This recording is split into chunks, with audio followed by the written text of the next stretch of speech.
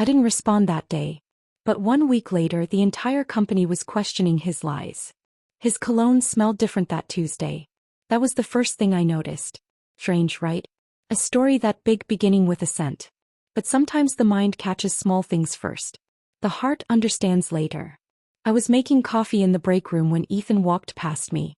He always smelled like cedar and mint. Expensive, clean, predictable. But that day there was something sharper on his shirt. Citrus. Like it had been sprayed on in a hurry. I looked up at him.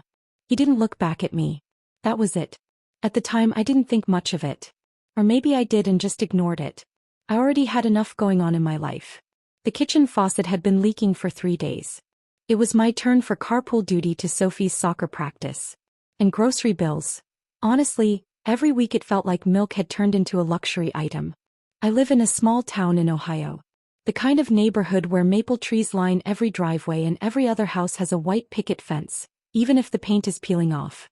In the evenings, Mr. Grady's golden retriever sits near the curb barking at every passing car like he's the neighborhood security guard. Life here is quiet. Or at least it looks quiet from the outside. I've never been the loud type of woman. People often assume quiet women are weak. Funny thing is, quiet people hear everything. The second thing happened on Thursday.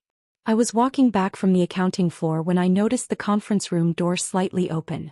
Ethan was inside, with Melissa from HR. Their voices were low. I wasn't planning to stop. Honestly, I wasn't. Then I heard my name.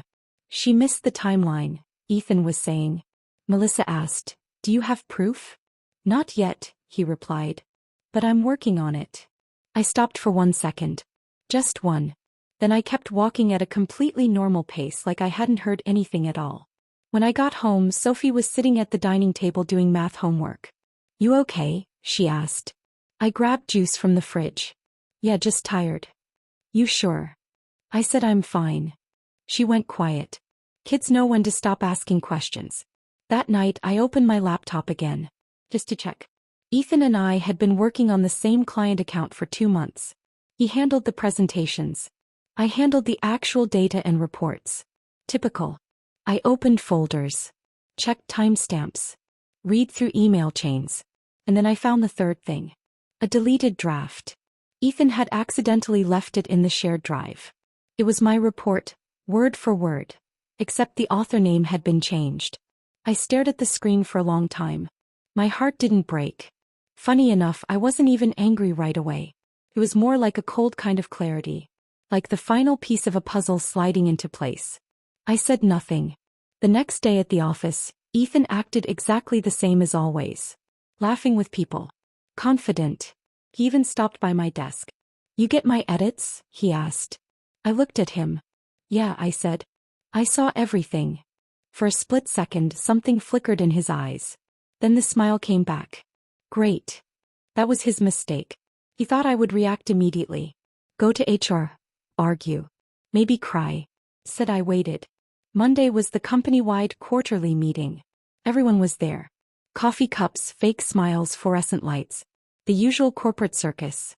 Ethan stood near the front preparing his presentation.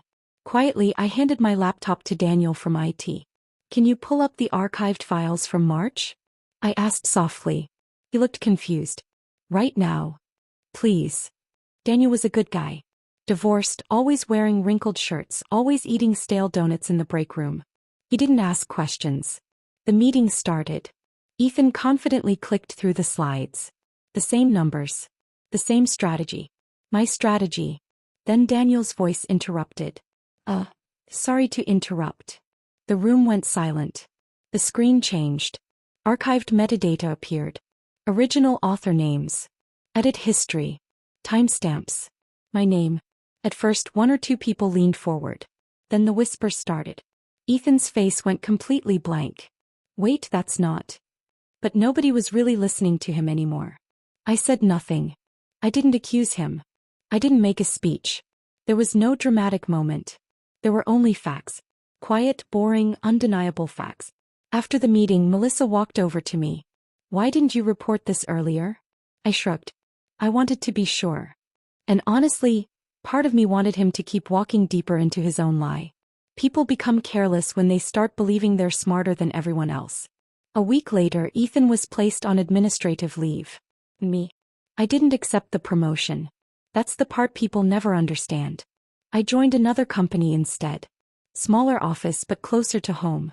Shorter commute. Better health insurance. And during the interview, not once did anyone interrupt me while I was speaking. On my last day, it was raining outside. I was packing my little desk plant and coffee mug into a box while maple leaves soaked in the parking lot. Melissa looked at me and said, "You could have stayed, you know." I gave her a small smile. Maybe. But some places stay the same even after the truth comes out. The walls don't really change. Only the voices do. On the drive home, I stopped at the grocery store and bought strawberries. Sophie loves them.